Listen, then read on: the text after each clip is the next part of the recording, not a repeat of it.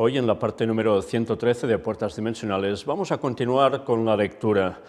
Sí, sabéis que hemos hecho un paréntesis para mostrar quién era esa persona de la cual se estuvo tratando en ese escrito, pero hoy vamos a continuar precisamente con ese artículo que nos va a hacer un poco de reseña histórica de años, pero muchos años, en los cuales el espiritismo ya formaba parte de la humanidad. Vamos a ver detalles, creo que interesantísimos, porque la verdad es que hay cosas que realmente todos podemos desconocer, y que incluso se nos habla de algún personaje bíblico, hasta dónde llegaba el espiritismo que hacía. Y a veces hay cosas que desconocemos que vale la pena saber, porque nos va a ayudar a tener esa perspectiva a largo tiempo, donde el espiritismo ha hecho tanto daño a la humanidad y lo seguirá haciendo hasta el final. Pero veremos cómo hay partes que ya se cuentan aquí de la palabra de Dios que dejan muy en claro de dónde procede eso y qué hay que hacer para evitarlo. Vamos a empezar.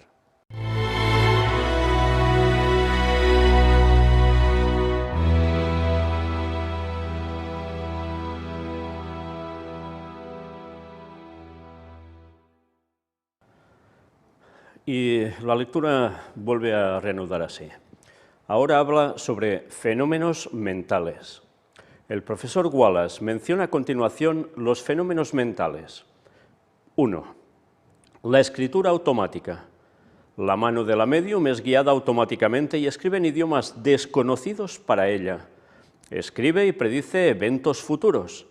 A veces pone la mano sobre un trozo de cartón en forma de corazón con pequeños rodillos y un lápiz clavado en la punta, y entonces el espíritu guía la plancheta como ellos la llaman. Esto es interesante porque ya hemos visto cómo en la época actual mucha parte de la nueva era que dicen que nada tiene que ver con espiritismo, resulta que precisamente hacen mucho de este tipo de escritura guiada automáticamente por un poder superior. Mira por dónde, nada nuevo bajo el sol. Esto ya lo hacían hace muchos años, antes de inventarse nueva era. Pero es que, como siempre, no es nada más que cogerlo de antes, adaptarlo a lo moderno y seguir con lo mismo. Pero el diablo sabe cómo engañar a la gente, ya lo veis. Y esto aparte de otros métodos que pueden utilizar, como vais viendo. 2. Clarividencia. El médium ve y describe la forma de algún enfermo desconocido para ella, tan minuciosamente que sus amigos lo reconocen de inmediato. Leen cartas en cualquier idioma. Claro, y enseguida cuando esto se manifiesta así, ¿quién entonces puede negar que sea verdaderamente para ellos ese médium alguien sumamente especial que está haciendo una comunicación desde el más allá? Hay evidencias, entonces no pueden negarlo, y entonces aceptan. 3. Habla en trance. La médium entra en trance y luego en su discurso muestra conocimientos maravillosos más allá de sus propios poderes naturales. El señor Wallace dice que ha escuchado a un ignorante camarero hablar en el más bello estilo sobre temas de psicología y que se defendió en una discusión con un grupo de filósofos sobre la razón y la previsión y temas tan profundos e insondables. Una vez más, personas que no tendrán, que digamos, muchos estudios, mucho conocimiento cultural, y en cambio capaces de hacer esto. Evidentemente no sale de ellos esto, claro que no. 4. La suplantación. En este caso el médium parece poseído por otro ser, y de la misma manera que el personaje y que habla, mira y actúa de forma más asombrosa. Esto ya es, bueno, dice suplantación, es toda una posesión demoníaca absoluta a través del médium para que se manifieste, ya veis de qué modo. 5. Curación. El médium cura por medio de un poder mesmérico o en un trance descubrirá el remedio para alguna enfermedad. Claro, tienen poder de sanación, sí. Y si no, también les dan esto, el conocimiento para subsanar enfermedades. Si lo hacen en el conocimiento científico, tal como hemos mostrado en temas anteriores, ¿cómo no van a hacerlo también por enfermedades? Pues no falla. El diablo tiene mucho más conocimiento que cualquier ser humano. y sabe emplearlo, y sabe utilizar a las personas adecuadas para que esto se pueda transmitir y así hacer creer a la gente de esos poderes beneplácitos, entre comillas, de lo que es el espiritismo. El espiritismo no es moderno, y ahora estad atentos, porque vais a ver qué descripción da de personajes antiguos con unas cosas realmente asombrosas que vale la pena conocer. Ahora bien, como todos los arrebatos modernos de veleidades religiosas, esto no es tan moderno después de todo. De hecho, creo que tuvimos el primer caso de ello en el Jardín del Edén. Toda la historia antigua está llena de ello. Conocen la famosa prueba realizada por Creso, el rey de Lidia, al oráculo de Delfos. Heródoto, el gran historiador, cuenta cómo el médium les dijo a los mensajeros lo que su amo el rey estaba haciendo en un momento determinado a muchos kilómetros de distancia. Conoces la famosa historia del rey de Egipto bajando al mundo de los espíritus y jugando a los dados con Deméter. Pero, ¿qué fue eso, si acaso, sino la experiencia de un trance mesmérico? El santuario de Isis era célebre por las prescripciones dictadas por los clarividentes, al igual que hoy en día. Ya veis lo de Isis, todo lo que conllevaba, ¿eh? Tácito, el historiador romano, cuenta que Vespasiano, en el santuario de Serapis, vio al espíritu de Basílides materializarse en su presencia. Clemente de Roma, cuando era un pagano, estaba preocupado por la inmortalidad del alma y en una de sus famosas obras dice: ¿qué debo hacer sino esto? Voy a ir a Egipto, preguntaré por un mago y le induciré con una gran suma de dinero para llamar a un alma del Hades por el arte que se llama necromancia. En este mismo libro enumera las maravillas de Simón, el mago mencionado en el libro de los Hechos, y dice: produce fantasmas de todas las formas imaginables, hace que los vasos de la casa se vean en movimiento, se enrolla en el fuego y no se quema, y a veces incluso vuela, y así podríamos seguir durante horas.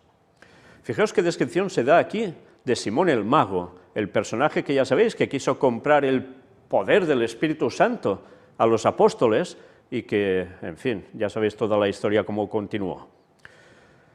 La descripción que se está dando aquí de lo que hacía Simón el Mago no era solo sacar un conejo de una chistera, ¿eh? Ya veis que esto va mucho más allá. Y si realmente esto fue así, esta descripción que se da aquí es verídica, fijaos la de cosas que lleva a contener el personaje de Simón el Mago.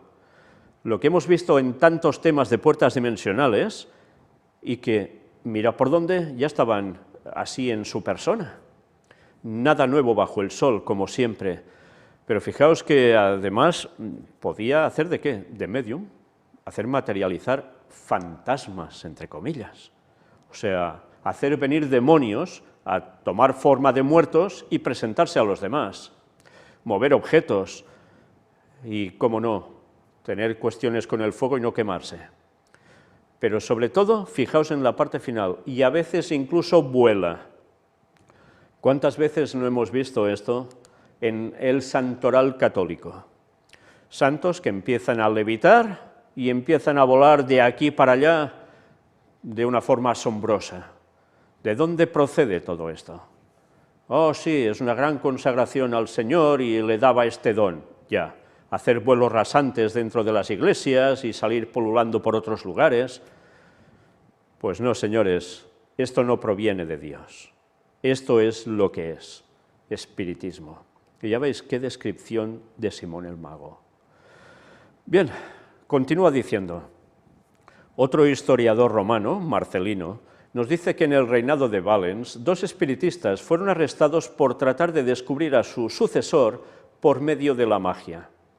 Tenían una mesa que hacían mover y un plato con un alfabeto alrededor de su borde y un anillo que los espíritus hacían deletrear las palabras al lanzarlo contra las distintas letras, las mismas comunicaciones del alfabeto antiguo que tenemos hoy en día.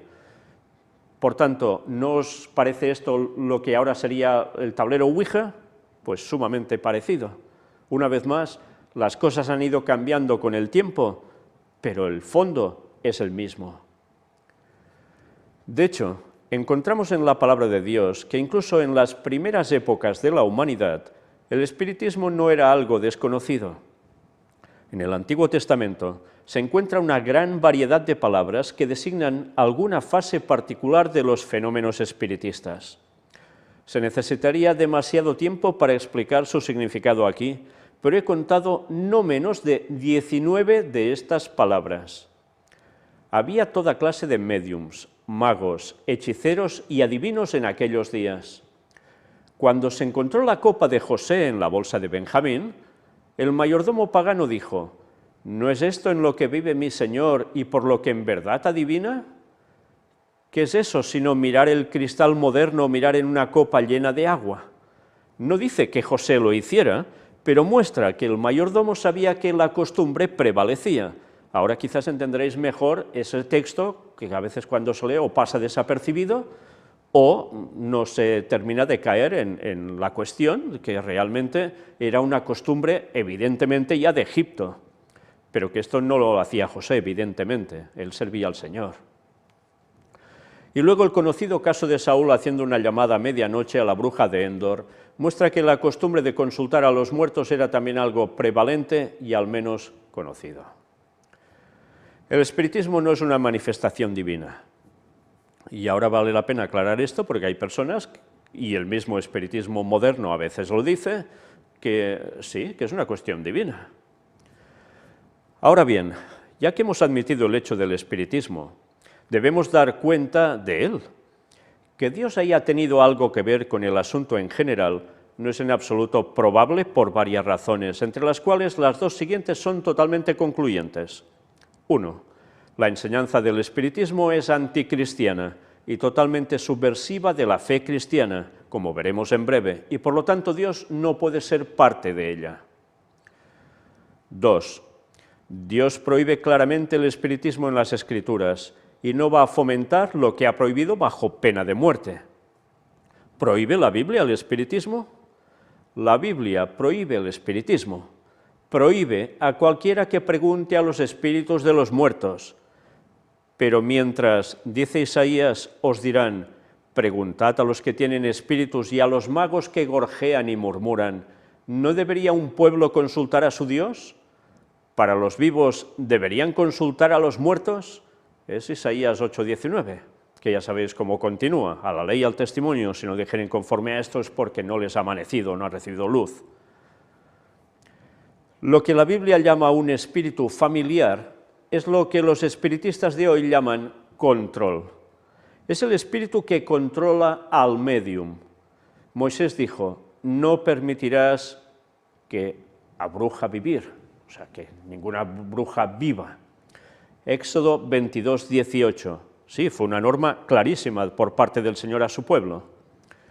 Webster define una bruja como, atención a esto, alguien que posee un poder sobrenatural o mágico por pacto con espíritus malignos.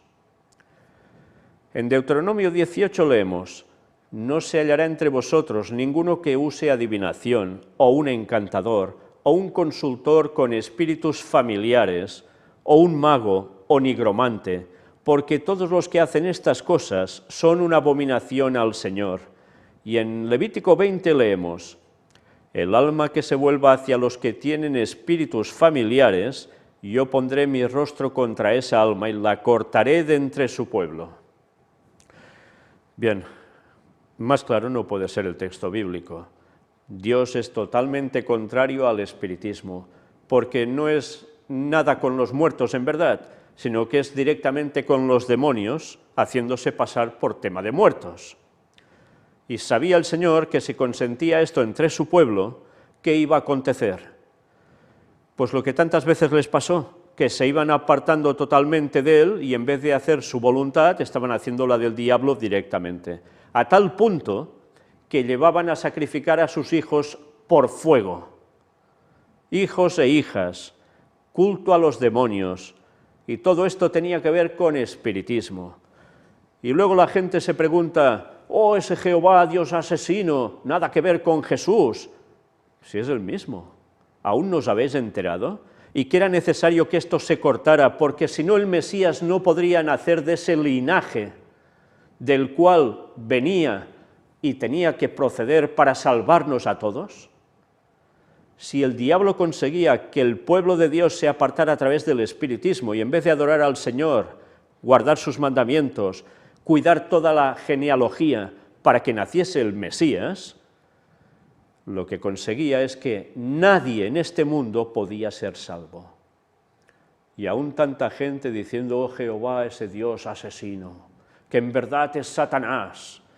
Es que hay que ser besugo para decir las cosas así. Qué mal se estudia la Biblia cuando se caen esas interpretaciones que al diablo también le van. ¿Cómo podemos decir eso? Es meternos en las manos de Satanás directamente, el creer que Jehová del Antiguo Testamento es Satanás, porque es todo lo contrario. Y Jesús lo dijo, Él era el yo soy del Antiguo Testamento, por eso lo quisieron matar. ¿Tanto cuesta entender eso? ¿Sabéis por qué cuesta entender eso? Porque la gente no quiere hacer la voluntad de Dios tan explícitamente clara, y se buscarán las 1001 excusas, y dirán que la Biblia está retocada de aquí y de allá, y que esto es todo una trola, una mentira, un engaño, y que solo la parte buena del Nuevo Testamento es lo que vale, y solo especialmente las palabras de Jesús, porque Pablo también se le va la cabeza diciendo otras cosas. Pero qué tonterías se llegan a decir por no estudiar bien la palabra de Dios y ver el plan de salvación de la historia de la humanidad que debía transcurrir durante 6000 años. ¿En serio aún vais a creer eso? Esas tonterías solemnes que a Satanás tan bien le van para apartar a la gente del Señor. Pues pensad que si aún seguís creyendo eso, olvidaos de la salvación y Cristo está muy pronto a volver y el tiempo se os acaba. Si queréis seguir RQR en vuestros pecados, no busquéis excusas. No hay excusa para el pecado. Decid, me importa un bledo seguir a Dios. Decidlo claramente, pero no busquéis ese tipo de excusas, porque a cualquier persona que tiene 2 dedos de frente y le da por estudiar un poco la Biblia con oración, pidiendo al Espíritu Santo ayuda, se da cuenta de sobras que esos argumentos son una falacia absurda. Pero de vosotros depende si queréis ser salvos o queréis seguir poniendo excusas y terminar como ya sabéis que vais a terminar. No hay comunicación con los muertos. Indaguemos ahora un poco más. Si el espiritismo es un hecho, como hemos admitido, si todos los fenómenos espiritistas no se explican por el fraude y el engaño, y si, como hemos visto, Dios no solo no tiene nada que ver con él, sino que lo prohíbe, nos vemos obligados a plantear la siguiente pregunta. ¿No es posible que estos médiums o traficantes de espíritus familiares, como los llama la Biblia, sean ellos mismos responsables de estos extraños hechos espiritistas al cooperar con los espíritus de los muertos para su regreso a la tierra y su operación a través de los médiums mientras están aquí? A esta pregunta solo queda decir que todo en la Escritura apunta a la inclinación contraria. ¿Y esto evidentemente a qué nos lleva? Muy fácil. Si no hay este tipo de personas, Satanás no podrá hacer ese tipo de manifestaciones. Tendrá que buscarse la vida por otros lados, pero no de ese modo. Por tanto, se recortaba el poder de Satanás en la tierra totalmente para engañar a la gente, para llevarlos de cabezas a la perdición. Job dijo, iré por el camino de donde no volveré. ¿De qué habla? De la muerte. David dijo de su hijo, iré hacia él, pero él no volverá a mí. En Job 7:9 leemos, el que va a la tumba no volverá a subir, no volverá más a su casa, ni su lugar lo conocerá más. Mirad qué textos tan claros. Del vivo al muerto, ¿hay diferencia? Una diferencia insalvable, porque ya no te puedes comunicar con el muerto ni el muerto contigo. Por tanto, espiritismo. Es lo que parece que puede hacer posible una cosa u otra, pero eso no proviene de Dios. Es la obra de los demonios, y así lo titula, la obra de los demonios. ¿Qué hay que concluir entonces, sino que el diablo está en el fondo de todo el asunto? Que el diablo siempre ha estado contendiendo contra el Todopoderoso por la lealtad del hombre, no hace falta decirlo. De hecho, hay mucha evidencia en las Escrituras de que la idolatría de los paganos era nada menos que la obra de los demonios. Se afirma repetidamente que Israel en su apostasía ofrecía sus sacrificios a los demonios. Sí, eran esas deidades paganas, eran manifestaciones de demonios. Yo no sé si nos imaginamos realmente las apariciones demoníacas en épocas anteriores, tal como vimos con el tema fenómeno ovni, que la palabra de Dios ya nos lo estaba diciendo. Sí, que hubo manifestaciones de seres que venían de otros lados, o así aparentaban, pero eran demonios. ¿Y qué hacían? Tributarles, ofrecerles sacrificios, porque veían que eran superiores a ellos y se plantaban aquí con naves, con lo que fuera, y quedaban alucinados. Los veían como dioses. ¿Y qué les pedían esos dioses, entre comillas? Pues sacrificios, sacrificios de hasta sus propios hijos. Y por eso lo hacían, para apaciguar a esos seres, para que no los destruyeran, para que las cosas les fueran bien. ¿Vamos entendiendo la palabra de Dios? Se afirma repetidamente que Israel en su apostasía ofrecía sus sacrificios a los demonios, y Pablo, en 1 Corintios, declara que los gentiles hacen lo mismo. Los demonios, debemos entender, son una especie de ángeles caídos y son los sirvientes del diablo y hacen su voluntad. Es así, es que son ángeles caídos. Ahora bien, cuando Dios va tras este trato con espíritus, vierte sus anatemas sobre todo el asunto impío. En un solo aliento, una y otra vez y una vez más, reúne y pronuncia la maldición de la muerte sobre la bruja, el mago, el consultor de espíritus familiares y el nigromante. La palabra bruja, si el hebreo se traduce literalmente, significa una mujer que es dueña de un demonio. Vaya, impresionante, lo que quiere decir el hebreo cuando dice bruja. Mujer que es dueña de un demonio. En verdad es que utiliza un demonio, yo lo diría aún mejor, que el demonio la utiliza a esa persona y le hace creer que lo puede dominar para sus fines, para sus intereses, pero ya sabéis que en el momento en que pueda haber un cambio, por cualquier cosa, se le regira, Bueno, pero es así, se le asigna un demonio y a través de ese demonio pues puede pedir y hacer cosas que otros no pueden. La posesión de demonios era algo bien conocido en los tiempos del Nuevo Testamento. En Mateo 4 se dice que trajeron a los endemoniados a Jesús. En Mateo 8, Jesús se encontró con 2 hombres poseídos de demonios, y ellos lo reconocieron y gritaron: ¿has venido a atormentarnos antes de tiempo? Mostrando que son conscientes de lo que les espera y lo temen. Los médiums declaran a veces que varios espíritus los controlan, y Lucas habla de una mujer que tenía 7 demonios y también de un hombre que tenía muchos demonios. Esta extraña práctica de los demonios no solo está envejecido por la edad, sino que Pablo profetizó expresamente este inusual brote moderno de la misma. En el capítulo 4 de 1 de Timoteo se nos dice: ahora el Espíritu habla expresamente que en los últimos tiempos algunos se apartarán de la fe, prestando atención a espíritus seductores y a doctrinas de demonios, hablando mentiras con hipocresía, prohibiendo casarse, etc.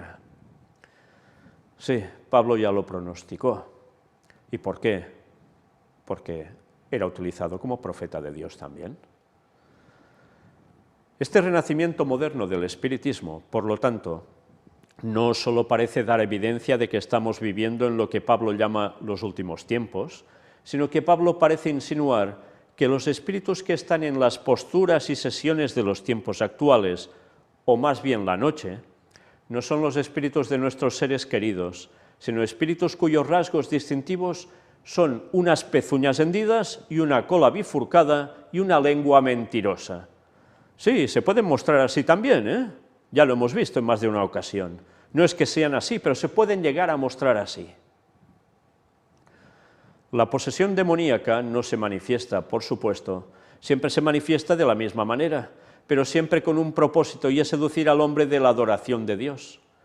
Ahora bien, cuando admitimos una vez que hay algo sobrenatural en el espiritismo, como la ciencia parece obligarnos a hacerlo, y al mismo tiempo negamos que el Espíritu de Dios tenga algo que ver con ello, o que los espíritus de los muertos puedan comunicarse a través de los médiums, entonces, atribuyéndolo como un proceso de eliminación, nosotros parece que estamos obligados a hacerlo, a la obra de los demonios, a partir de porque el Hijo de Dios no debe tener nada que ver con ello.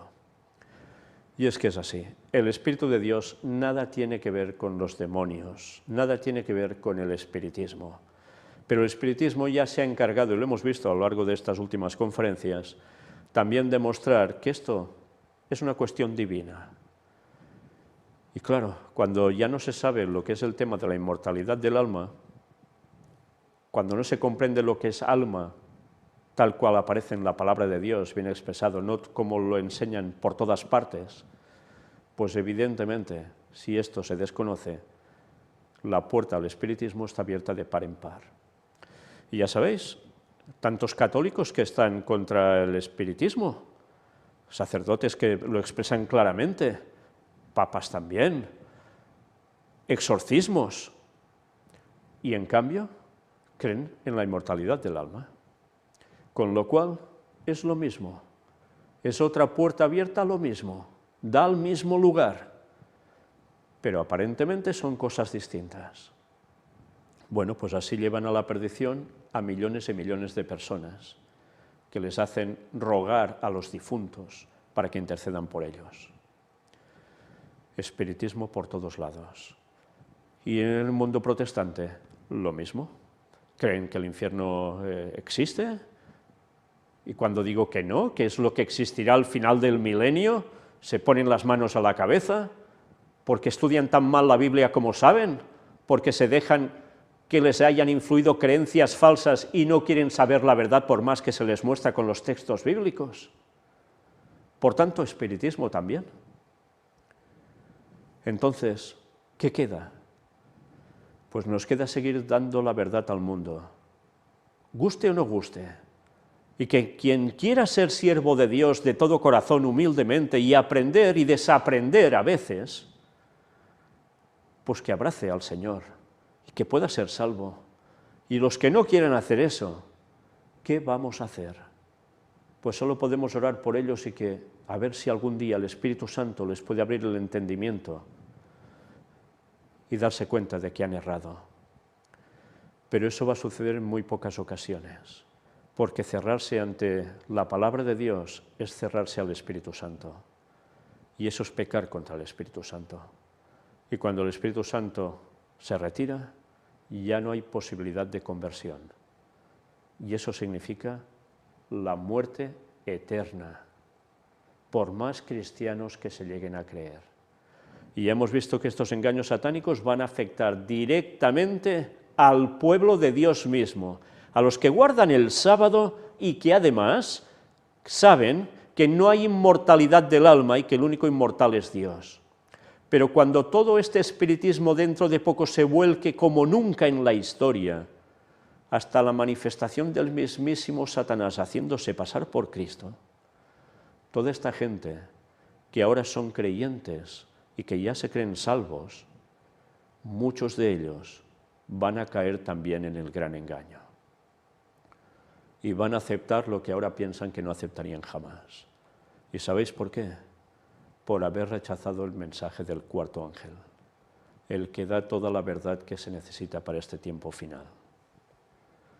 Rechazar una de las verdades de este tiempo final va a significar que se va a abrazar la mentira, y para eso el Señor se la va a enviar, porque no habrán querido aceptar la verdad. Es duro, pero esta es la realidad. Vamos a seguir próximamente, aún con el resto de la lectura que queda, nos dará para una conferencia más, y después ya pasaremos a escritos de Ellen White, donde nos va a mostrar también de una forma absoluta la contrariedad del espiritismo en cualquier cristiano y en cualquier persona que quiera ser salva. Y vamos a ver escritos importantísimos que necesitamos conocer porque el tiempo se acaba y Satanás va a multiplicar sus esfuerzos porque sabe que le queda muy poco tiempo. Por tanto, Maranata 2031, preparémonos y demos el mensaje a todos. Que Dios os bendiga.